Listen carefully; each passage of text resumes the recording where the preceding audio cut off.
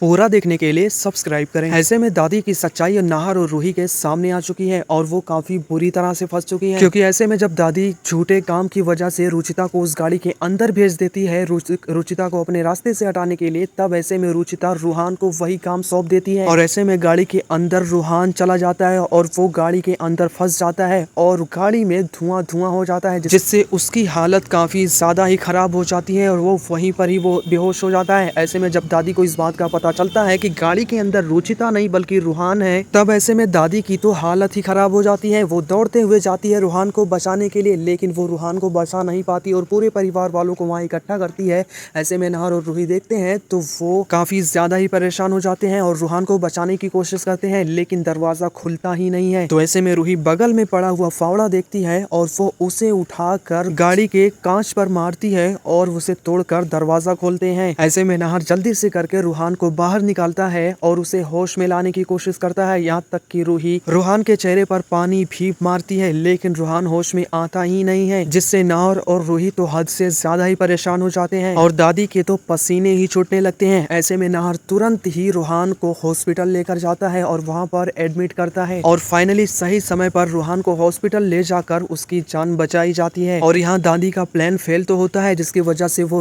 रूहान को भुगतना पड़ता है, लेकिन उनके इस प्लान को फेल होने के बाद भी कोई भी ये पता ही नहीं लगा पाता है कि ये सब कोई दादी की साजिश है, लेकिन उनकी सच्चाई तो सामने नहीं आती। पर ऐसे में रूही को दादी के ऊपर शक हो जाता है और रूही को ये यकीन हो जाता है कि ये सब किसी ने जानबूझकर ही किया है। ऐसे में रूही 100% श्योर होती है कि वो